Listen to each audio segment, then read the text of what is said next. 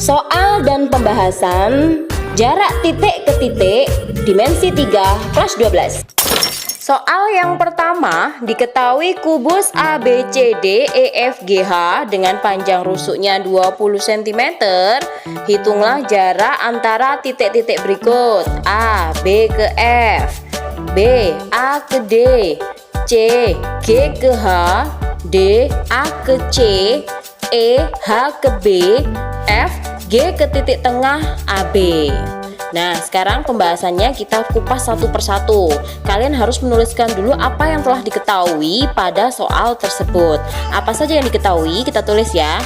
Nah, yang tadi yang diketahui adalah kubus ABCD EFGH memiliki panjang rusuk 20 cm.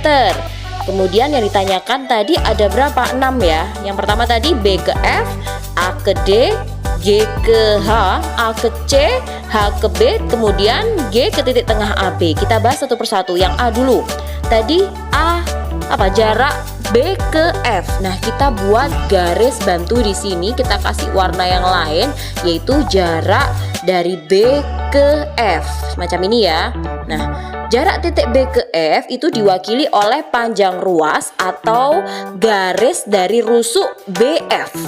Jadi jarak titik B ke F adalah 20 cm. Kemudian yang B, jarak titik A ke D. Nah, kita buat garis juga di sini. Jarak titik A ke D diwakili oleh panjang ruas garis atau rusuk AD. Nah, jadi jarak A ke D adalah 20 cm. Kemudian C, jarak titik G ke H. Nah, kita buat garis juga di sini.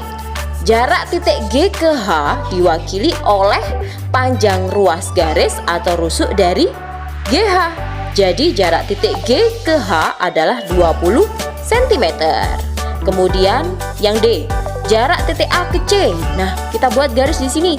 A ke C. Jarak titik A ke C diwakili oleh panjang ruas garis AC.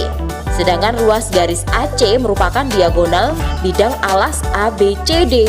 Maka kita gabung atau kita buat gambar di sebelahnya, yaitu ruas garis dengan bidang alas ABCD. Nah, di sini ya. Jadi AAB-nya tadi berapa? 20. Kemudian BC-nya 20. Dari gambar di atas kita perhatikan bahwa segitiga ABC adalah segitiga siku-siku di B. Berdasarkan teorema Pitagoras diperoleh hubungan AC kuadrat sama dengan AB kuadrat ditambah BC kuadrat sama dengan 20 kuadrat ditambah 20 kuadrat 400 ditambah 400, yaitu kita tuliskan di sini 400 dikali 2. Nah, tadi kan AC kuadrat sama dengan 400 kali 2. Bagaimana dengan AC? Maka hasilnya kita akarkan. 400 akar 400 berapa? 20. Jadi jawabannya adalah 20 akar 2. Atau kita bisa pecahkan seperti ini. Akar 400 kali 2 itu sama aja dengan akar 400 dikali akar 2. Nah, akar 400 tadi kan 20, sedangkan akar 2 kan tetap. Jadi jawabannya 20 akar 2. Jadi jarak titik A ke C adalah 20 akar 2. Atau kamu bisa juga menggunakan cara cepat, di mana kan diketahui tadi kalau ruas garis AC adalah diagonal bidang alas. Nah, sedangkan diagonal bidang itu kan rumusnya kan atau diagonal sisi sama aja ya, yaitu S akar 2. S tadi adalah rusuknya tadi kan 20. Jadi kalau DS sama dengan S akar 2, S-nya diganti 20 menjadi 20 akar 2. Sama jawabannya. Ya, next kita lanjut ke E. Jarak titik H ke B diwakili oleh panjang ruas garis HB. Ruas garis HB merupakan diagonal ruang kubus ABCD EFGH. Nah, kita buat di sini garis bantu dari H ke B, kemudian kita harus membuat titik lagi agar menjadi sebuah segitiga siku-siku. Nah, kita hubungkan ya ke titik D. Nah, gambarnya seperti ini. Tadi kan diketahui bahwasanya HD itu kan rusuknya tadi 20 cm, sedangkan BD itu kan diagonal sisi, di mana diagonal sisi BD itu kan sama aja dengan diagonal sisi AC dan sama dengan diagonal sisi-sisi yang lain, karena ini bentuknya adalah kubus ya. Jadi didapatkan gambar seperti ini. Maka yang dicari adalah HB, sama dengan menggunakan teorema Pythagoras, didapatkan HB kuadrat sama dengan BD kuadrat ditambah DH kuadrat, yakni BD-nya tadi adalah 20 akar 2 kuadrat ditambah 20 kuadrat. 20 akar 2 kuadrat itu ya diperoleh dari 20 kuadrat dikali akar 2 kuadrat. 20 kuadrat adalah 800, sedangkan akar 2 kuadrat yaitu 2. Jadi 400 dikalikan 2 jadi 800. 20 kuadrat tadi 400 ya. 800 ditambah 400 jadi 1200. Kita bisa menuliskan 1200 tadi menjadi 400 dikali 3. Kenapa harus dikali 3? Karena untuk menghasilkan hal yang sederhana kita harus bisa membaginya dengan bilangan prima. 1200 dibagi bilangan prima yang nanti hasilnya adalah hasil dari bilangan berpangkat. 1200 kalau dibagi 2 kan hasilnya 600. Tidak ada bilangan berapapun kalau dipangkatkan hasilnya 600. Jadi kita bagi dengan bilangan prima 3, jadi hasilnya 400. 400 itu kan hasil perpangkatan dari 20 dikali 20. Nah, jadi bisa dong. Jadi HB sama dengan akar 400 dikali 3, akar 400 dikali akar 3. Sedangkan akar 400 tadi kan 20. Jadi jawabannya 20 akar 3. Atau kalian juga bisa menggunakan bahwasanya HB ini adalah diagonal ruang. Diagonal ruang pada kubus rumusnya kan S akar 3. S-nya tadi rusuknya yaitu 20 akar 3. Jadi jawabannya adalah 20 akar 3. Sama. Jadi jarak titik H ke B adalah 20 akar 3. Oke, next kita lanjut ke soal yang kedua. Nah, soal yang kedua yaitu diketahui kubus ABCDEFGH dengan panjang rusuk 8 cm. Hitunglah jarak antar titik-titik berikut. Yang pertama adalah titik A ke G, yang B titik D ke F, C titik B dan titik tengah garis EG, kemudian D titik E dan titik tengah garis BG. Nah, kita bahas juga sama satu persatu. Jangan lupa menuliskan diketahui. Nah, di sini ada kubus ABCDEFGH memiliki panjang rusuk 8 cm. Kemudian ditanyakan tadi apa saja, ada 4 ya tadi yang ditanyakan ya, yaitu titik A dan titik G, kemudian titik D dan F, titik B dan titik tengah garis EG, kemudian D titik E dan titik tengah garis BG. Yuk kita bahas satu persatu. Titik A ke G, mana ya titik A ke G? Nah, titik A ke G ya, kita kasih garis titik A ke G. Titik A ke G tadi apa ya? Diagonal ruang. Nah, diagonal ruang tadi rumusnya apa? Kita sudah bahas sebelumnya, yaitu S akar 3. Jadi, kita tulis aja S akar 3. S tadi kan berapa? Rusuknya 8. Jadi, jawabannya adalah 8 akar 3. Lebih simpel kan? Kemudian yang B, jarak titik D ke F. Mana jarak titik D ke F? Nah, di sini jarak titik D ke F sama, yaitu apa? Diagonal ruang. Diagonal ruang rumusnya S akar 3. Jadi jawabannya adalah 8 akar 3. Wow, bagus, sudah ingat ya. Nah, sekarang kita yang C, jarak titik B dan titik tengah garis EG. Nah, di sini kita membuat garis, kita membuat misalkan M ya. M adalah titik tengah EG. Jarak titik B dan titik tengah garis EG adalah panjang ruas garis BM. BG adalah diagonal bidang, sehingga BG adalah 8 akar 2 cm.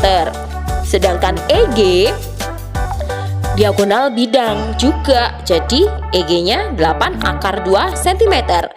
GM itu kan titik tengah ya, setengah dari EG. Jadi GM sama dengan setengah EG sama dengan 4 akar 2. Perhatikan segitiga BMG.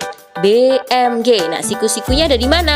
Siku-sikunya ada di M, sehingga diperoleh BM kuadrat sama dengan BG kuadrat dikurangi GM kuadrat.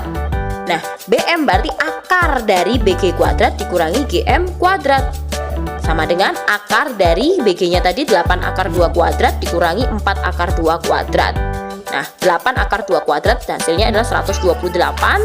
Kemudian 4 akar 2 kuadrat sama dengan 32. Jadi 128 dikurangi 32. Jawabannya akar 96.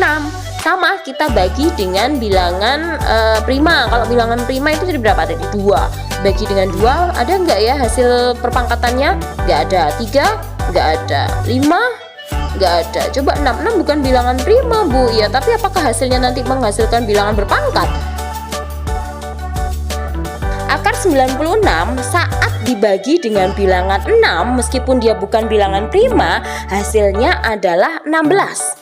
16 itu kan bilangan hasil dari bilangan berpangkat, berarti boleh. Nah, jadi 16 tadi dikeluarkan jadi 4. Jadi jawabannya 4 akar 6. Boleh ya. Selain kamu bagi dengan bilangan prima, kamu bagi dengan bilangan yang lain dengan syaratnya yang pasti adalah hasil baginya merupakan hasil dari bilangan berpangkat 2. Jadi jarak titik B dan titik tengah garis EG adalah BM, yaitu 4 akar 6 cm. Kemudian yang D yaitu titik E dan titik tengah garis BG. Nah, misalkan N adalah titik tengah EG, jarak titik E dan titik tengah garis BG adalah panjang ruas garis EN.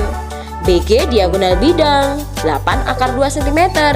Kemudian CF juga diagonal bidang, yaitu 8 akar 2 cm.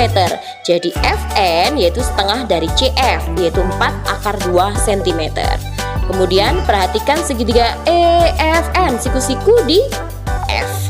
Maka diperoleh EN kuadrat sama dengan EF kuadrat dikurangi FN kuadrat. EN sama dengan akar dari EF kuadrat dikurangi FN kuadrat sama dengan akar dari EF tadi kan 8. Jadi 8 kuadrat dikurangi FN tadi 4 akar 2 dikuadratkan. 8 kuadrat sama dengan 64, sedangkan 4 akar 2 itu dikuadratkan yaitu 32. Dari mana? 4 kuadrat kan 16, akar 2 dikuadratkan kan 2, jadi 16 kali 2 32. 64 dikurangi 32 yaitu akar 32. Kamu bagi bilangan prima, yang pertama yaitu 2. 32 dibagi 2 16. Nah, 16 kan bilangan hasil dari bilangan berpangkat. 16 keluar jadi 4. Jadi jarak titik E dan titik tengah garis BG ada EN, yaitu 4 akar 2 cm. Next, soal yang terakhir, yang ketiga, yaitu di sini saya misalkan Andi mempunyai kamar tidur yang berukuran 3 meter kali 3 meter kali 4 meter. Tepat di tengah plafon kamar Andi dipasang sebuah lampu. Jika saklar lampu diletakkan tepat di tengah salah satu dinding kamar, berapakah jarak dari lampu ke saklar? Yuk kita bahas satu persatu. Tadi kamar Andi kan berukuran 3 meter kali 3 meter kali 4 meter. Berarti panjangnya 3 meter, lebarnya 3 meter, dan tingginya 4 meter. Kemudian jarak antara lampu dan saklar dapat diilustrasikan seperti ini ya. Nah, misalkan seperti ini. L itu lampu ya, misalkan L itu lampu. Kemudian saklar itu S. Nah, berada di dinding ADHE. Kemudian P adalah titik tengah EH. Jarak antara lampu dan saklar adalah LS. Nah, kita ilustrasikan seperti ini. Nah, kita buat. Nah, akhirnya membuat segitiga siku-siku kan? Nah, siku-sikunya di mana? Di P. Tadi PS tadi itu kan setengah ya, setengah dari AE. Jadi 2 meter. Kemudian PL ini kan panjang ruas dari setengah EF ya. EF tadi berapa? 3. Jadi kalau setengahnya adalah 3/2 meter. Jadi tulisannya seperti ini. Maka yang dicari adalah LS. Nah, pakai rumus apa? Pythagoras lagi. Jadi hubungannya seperti ini. LS kuadrat sama dengan LP kuadrat ditambah PS kuadrat sama dengan 3/2 kuadrat ditambah 2 kuadrat. 3/2 kuadrat kan sama dengan 3 kuadrat per 2 kuadrat. Jadi 9/4 ditambah 4. Kita samakan penyebutnya yaitu 4 sama 4.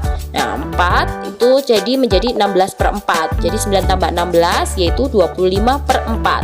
Maka LS akar dari 25/4. Akar 25 tadi 5, akar 4 tadi 2. Jadi jawabannya 5/2 yakni 2,5. Jadi panjang kabel terpendek yang diperlukan Andi untuk menghubungkan lampu dan saklar adalah 2,5 meter. Nah siswa, pembelajaran kita hari ini sudah selesai ya, terkait latihan soal dan pembahasan. Ibu harap kalian dapat mempelajari soal-soal ini kembali dan contoh soal sebelumnya, karena besok kita akan berjumpa di pertemuan yang keempat, yaitu terkait tes uji cobanya ya. Jadi kamu siapkan belajar dengan baik untuk dapat mengerjakan soal-soal besok. Oke, selamat belajar. Ikuti terus videonya, pembelajaran yang lain ya. Tetap belajar dan tetap semangat. Sampai jumpa.